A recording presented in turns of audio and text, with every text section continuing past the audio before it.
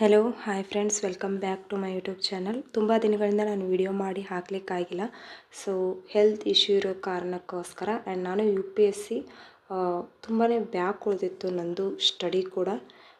ಅದನ್ನು ಕವರ್ ಮಾಡ್ಕೊಳ್ಳೋದಕ್ಕೋಸ್ಕರ ನನಗೆ video ಮಾಡಲಿಕ್ಕಾಗಲಿಲ್ಲ.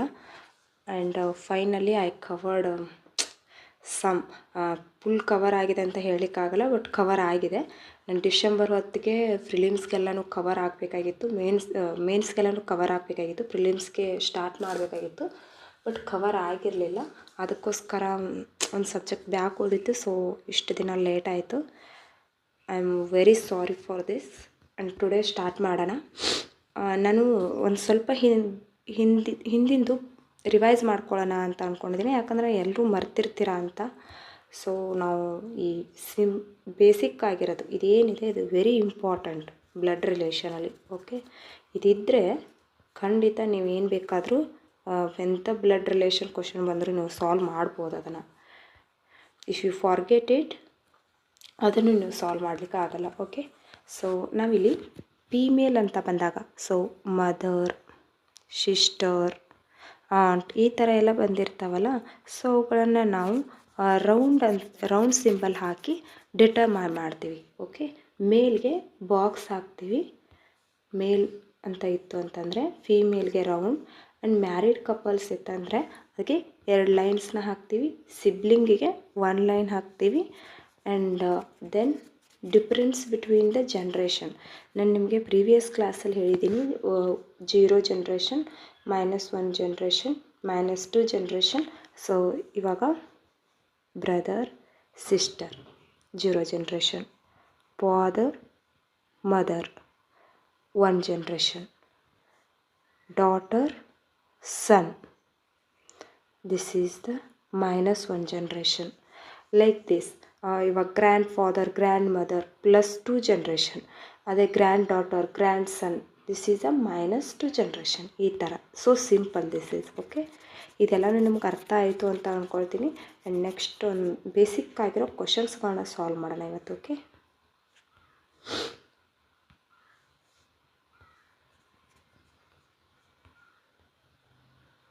Okay I am fixing this here. Okay, first of all question understand ಮಾಡ್ಕೋಬೇಕು ನೀಟಾಗಿ. ಆವಾಗ ಮಾತ್ರ ನಾವು ಕ್ವಶನನ್ನು ಸಾಲ್ವ್ ಮಾಡಲಿಕ್ಕೆ ಸಾಧ್ಯ ಆಗೋದು. ಆ್ಯಂಡ್ ನಾನು ಈ ಪ್ರಾಕ್ಟೀಸ್ ಮಾಡಿರೋ ಕ್ವಶನನ್ನು ನೀವು 100 ಕ್ವಶನ್ಸ್ ಆದರೂ ಇದ್ರ ಮೇಲೆ ತೊಗೊಂಬಿಟ್ಟು ಪ್ರಾಕ್ಟೀಸ್ ಮಾಡಬೇಕು ಡೈಲಿ. ಆಗ ನಿಮಗೆ ಇದ್ರ ಮೇಲೆ ನೀವೇನು ಲಾಸ್ಟ್ ಡೇ ಪ್ರಾಕ್ಟೀಸ್ ಮಾಡ್ದೇ ಎಕ್ಸಾಮಿನೇಷನ್ಸ್ಗೆ ಹೋದ್ರೂ ನೀವು ಔಟ್ ಆಫ್ ಕ್ವಶನ್ಸ್ನ ಆನ್ಸರ್ ಮಾಡಿ ಬರ್ತೀರ. That is no doubt about it. But practice is very important. Okay, Suresh sister is the wife of Ram. Suresh sister ಅಂದರೆ ಸುರೇಶನ ತಂಗಿ ರಾಮನ ಹೆಂಡತಿ. Ram is Rani's brother.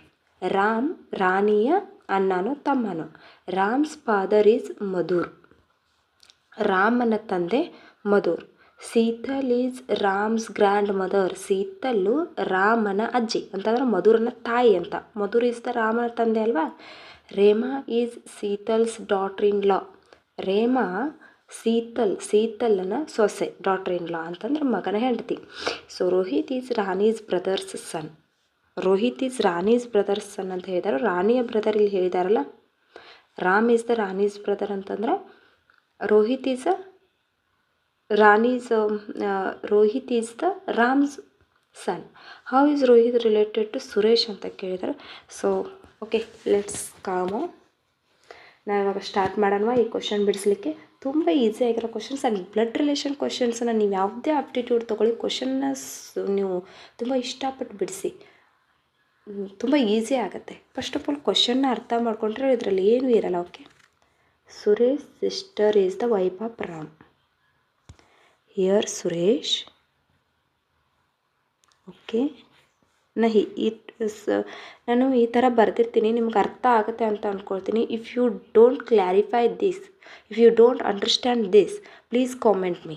Okay, next ಟೈಮಿಂದ ನಾನು ಪೂರ್ತಿಯಾಗಿ ಹೆಸರು ಬರೆಯೋಕ್ಕೆ ಟ್ರೈ ಮಾಡ್ತೀನಿ. Suresh sister is the wife of Ram. Okay, then Ram is Rani's brother. Ram is Rani's brother. Ram's father is Madhur. Okay, Madhur. Sheetal is Ram's grandmother. Sheetal is Ram's grandmother, means Ram's father is Madhur.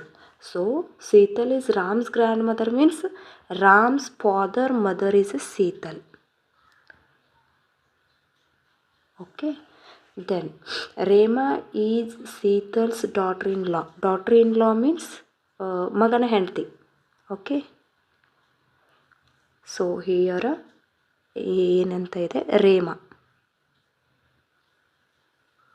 Okay. Then Rohit is Rani's brother's son. Rani's brother ಯಾರು? ರಾಮ್. ರಾಮನ ಮಗ ಯಾರು? Rohit. So Rohit is the Rani's brother's son ಅಂತ ಹೇಳಿದರು. How is Rohit related to Suresh? How Rohit related to Suresh ಅಂತ ಕೇಳಿದರು. ಸಾರಿ.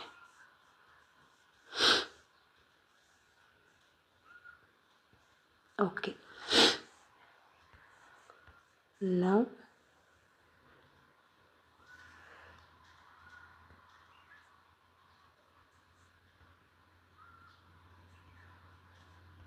ಸಾರಿ.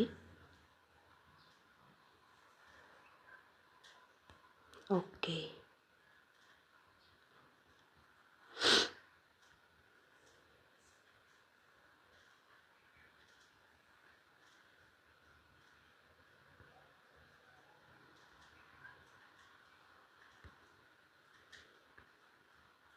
Okay, now you are fine. Ali, Suresh's sister is the wife of Ram. Ram is a Rani's brother, and Ram's father is Madhur, and Sheetal is a Ram's grandmother. Okay, Rema is the Sheetal's daughter-in-law. Sheetal's daughter-in-law means here. And Rohit is the Rani's brother's son. How Rohit is related to Suresh ಅಂತ ಕೇಳಿದೆ. So ಇಲ್ಲಿ sister ನೇಮ್ನ ನಮಗೆ mention ಮಾಡದೇ ಇರೋದ್ರಿಂದ ಇದನ್ನು ನಾವು round box ಅಷ್ಟೇ ಹಾಕಿ, for example X ಅಂತ ನಿಮ್ಮ ಕನ್ವಿನ್ಸ್ಗೋಸ್ಕರ ನೀವು ಬರ್ಕೊಳ್ಳಬಹುದು. ಬಟ್ ಎನಿವೇ ನಾನು ಹಾಗೆ ಬಿಡ್ತಿದ್ದೀನಿ. ಇಲ್ಲಿ Rohit. Okay, let start. Next ಕ್ವಶನ್ಗೆ ಹೋಗೋಣ. ನೆಕ್ಸ್ಟ್ ಕ್ವಶನ್ ಬಂದ್ಬಿಟ್ಟು, Jai is the brother of Shayan's uncle and Shayan's grandfather has only 2 sons. How is Jai related to Shayan's ಅಂತ ಕೇಳಿದರು. So Jai is the brother of Shayan's uncle. Jai. So sorry, I have a disturb here. Now that is all clear. Okay, start ಮಾಡೋಣ. Jay is the brother of Sayan's uncle. Sayan's grandfather has only 2 sons. Jay is the brother of Sayan's uncle. Jay is the brother of Sayan's uncle. Here one uncle. Here Jay is the brother of Jay is the brother of Shayan's uncle. Okay, here is Shayan. Shayan's grandfather has only 2 sons. So Jay's brother has a Shayan's uncle. ಇವಾಗ ಶಯನ್ಸ್ uncle ಏನಾದರೂ ಜೈನ brother ಆಗಿದ್ದರೆ ಶಯನ್ನ ತಂದೆ ಆಗಿರ್ತಾನೆ, no doubt. Because ಶಯನ್ನ grand ಫಾದರ್ಗೆ 2 ಮಕ್ಕಳು ಇರೋದಂತೆ. ಇನ್ನೊಬ್ಬರು ಇದ್ದರು ಅಂತಂದರೆ ಅವ್ರ ಅಪ್ಪ ಅಂತ ಹೇಳ್ಬೋದಾಗಿತ್ತು. ಬಟ್ 2 ಇರೋದ್ರಿಂದ ಇವ್ರ ಅಂಕಲ್ ಆದರೆ ಇವ್ರ ತಂದೆ ಆಗಿರಲೇಬೇಕಲ್ವ. ಅಂಕಲ್ ಅಂತಂದರೆ ತಂದೆ, ಅಣ್ಣನೋ ತಮ್ಮನೋ. ಓಕೆ, ಇವಾಗ Shayan's grandfather has only 2 sons. How is Jai related to Shayan ಅಂತ ಕೇಳಿದರು. He is a father. Okay, ನನ್ನ ಇಂಕ್ನ ಏನಾದರೂ ಚೇಂಜ್ ಮಾಡಬೇಕಾ ಅಥವಾ ಕಾಣಿಸ್ತಿದೆ ಅಂತ ಅಂದ್ಕೊಳ್ತೀನಿ. ಓಕೆ, ನೆಕ್ಸ್ಟ್ ಕ್ವಶನ್ಗೆ ಹೋಗೋಣ.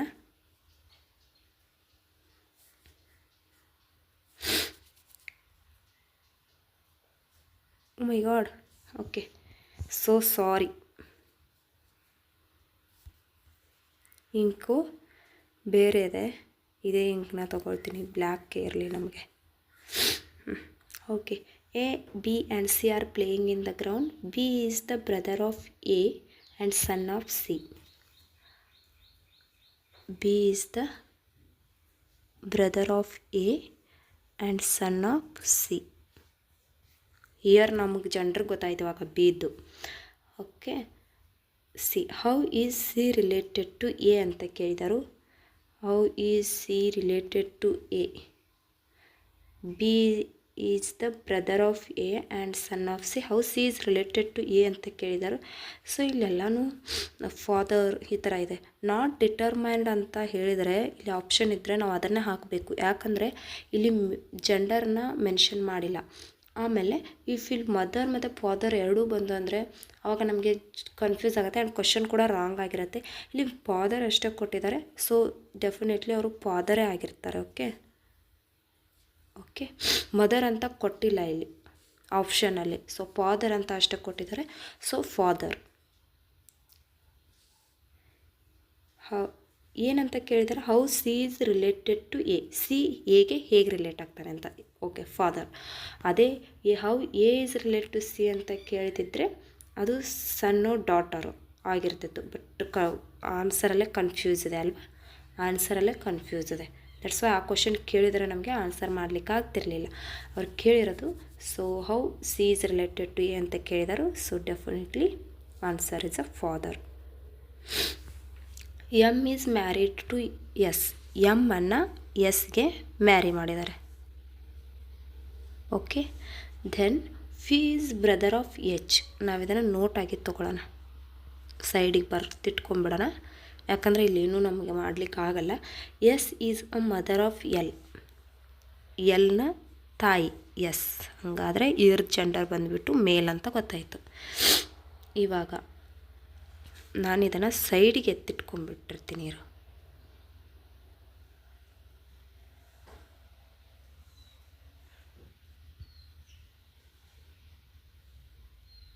ಸೊ ಇದನ್ನು ಈ ಕಡೆಗೆ ತೊಗೊಂಬರ್ತೀನಿ. ಓಕೆ, ಇದೊಂದು ನೋಟ್ ಥರ ಅಷ್ಟೇ ನಮಗೆ. ಓಕೆ, ಬಿಡಿಸ್ಲಿಕ್ಕೆ. Who is the brother of H.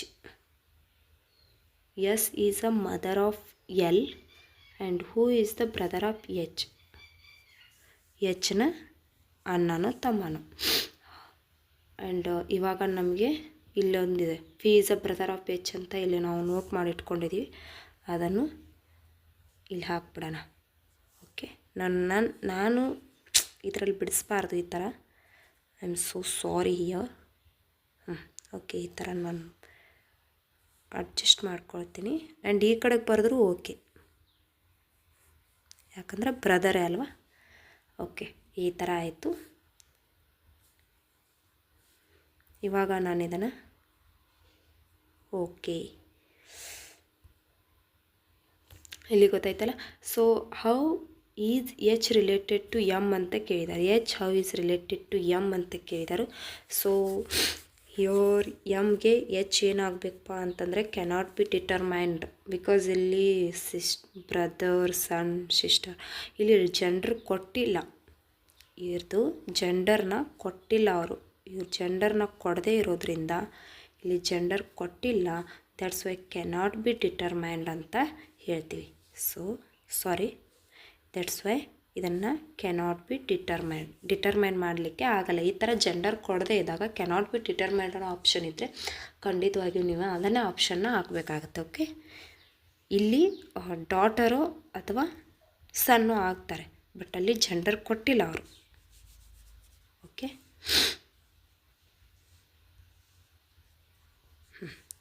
Okay, we go to the next question. M is married to S.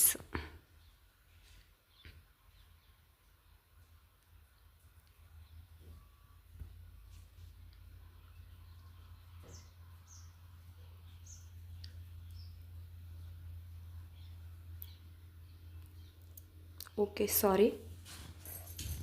M is married to S. P is a brother of H. M is married to S. P is a brother of H. S is a mother of L, who is the brother of H and how is H related to. ಇದು previous ಕ್ವಶನ್ನೇ ಅಲ್ವಾ? Yes, ನಾನು ಅದನ್ನೇ ನಾನು 2 seconds ಅದರಲ್ಲೇ ಕಾಲ ಕಳೆದೆ, ಏನಕ್ಕಂದರೆ ಇದಕ್ಕೋಸ್ಕರನೇ ಸಾರಿ.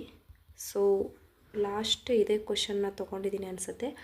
And thank you. ಇವತ್ತು ತುಂಬ ಬೇಸಿಕ್ ಆಗಿರೋ ಕ್ವಶನ್ಸ್ಗಳನ್ನ ನಾವು ಬಿಡಿಸಿದ್ದೀವಿ. ಆ್ಯಂಡ್ ನಾಳೆ ಇನ್ನು ಹೊಸ ತರಹದ ಕ್ವಶನ್ಸ್ಗಳ ಜೊತೆಗೆ ನಾನು ನಿಮ್ಮ ಜೊತೆಗೆ ಬರ್ತೀನಿ. ಆ್ಯಂಡ್ ಪ್ಲೀಸ್ ನನ್ನ ಚಾನಲ್ನ ಸಬ್ಸ್ಕ್ರೈಬ್ ಮಾಡಿ. ಈ ರೀತಿಯ ಹೊಸ ಒಂದು ಅಪ್ಟಿಟ್ಯೂಡ್ ಕ್ವಶನ್ಸ್ಗಳ ಜೊತೆಗೆ ನಾನು ಮುಂದೆ ಬರ್ತೀನಿ. ಆ್ಯಂಡ್ ನನ್ನ ಕ್ವಶನ್ಸ್ಗಳನ್ನ ಬಿಡಿಸಿದ ನಂತರ ನಾನು ಇವಾಗ ಬ್ಲಡ್ ರಿಲೇಷನ್ ಟಾಪಿಕ್ ಎಲ್ಲನೂ ಕಂಪ್ಲೀಟ್ ಮಾಡೇ ಆದ ನಂತರ ನೀವು ಪ್ರೀವಿಯಸ್ ಇಯರ್ ಯಾವುದೇ ಆಗಿರ್ಬೋದು, UPSC, CSAT, banking, SSC, railway, ಯಾವುದೇ ಎಕ್ಸಾಮಿನೇಷನ್ ಕ್ವಶನ್ ಪೇಪರ್ನ ಮುಂದಿಟ್ಕೊಂಡು ಕ್ವಶನ್ ಬಿಡಿಸಿ. ನಿಮಗದು ಬಂದಿಲ್ಲ ಅಂತಂದರೆ ನನ್ನ ಕ್ಲಾಸಸ್ಗಳು ಚೆನ್ನಾಗಿಲ್ಲ ಅಂತಲೇ ನೀವು ಅನ್ಸಬ್ಸ್ಕ್ರೈಬ್ ಮಾಡ್ಕೊಂಬಿಡಿ ಆಗಲೇ ಚಾನಲ್ನ. ಬಿಕಾಸ್ ಅಷ್ಟು ಎಫಿಸಿಯೆಂಟಾಗಿ ನಾನು ಹೇಳ್ಕೊಡ್ತೀನಿ. ಆ್ಯಂಡ್ ನೀವು ಖಂಡಿತವಾಗಿಯೂ ಆ ಕ್ವಶನ್ಸ್ಗಳನ್ನ ಅಟೆಂಪ್ಟ್ ಮಾಡ್ತೀರಿ ಅಂತ ಅಂದ್ಕೊಂಡಿದ್ದೀನಿ. Thank you for watching here and please subscribe to my channel. Please subscribe to my channel. This is very helpful to you who is not affordable to pay the amount for coaching institutions. Okay, many aspirants and many students not affordable to pay the amount for the coaching institutions and not free to go there. Many restrictions put on them. So on top of that, there are many personal issues related to them, but I can't say. If this is helpful to you, please subscribe my channel and thank you for watching. Okay, bye. ಮತ್ತೆ ಸಿಗೋಣ next ಕ್ಲಾಸಲ್ಲಿ. And ಮತ್ತೆ class late ಆಗಿರೋದಕ್ಕೆ ನನ್ನ ಕಡೆಯಿಂದ ನಿಮಗೆ very sorry. And ಮುಂದಿನ ಎಲ್ಲ ಕ್ಲಾಸಸ್ಗಳು ಫಾಸ್ಟಾಗಿ ಬರುತ್ತೆ. 2 ದಿನಕ್ಕೊಂದು, 1 ದಿನಕ್ಕೊಂದು ಈ ಥರ ಕ್ಲಾಸಸ್ಗಳನ್ನ ನಾನು ಅಪ್ಲೋಡ್ ಮಾಡಲಿಕ್ಕೆ ಟ್ರೈ ಮಾಡ್ತೀನಿ. ಆ್ಯಂಡ್ ಓಕೆ, ಇವಾಗ ಇದನ್ನು ಮುಗಿಸ್ತಾ ಇದ್ದೀನಿ. Thank you.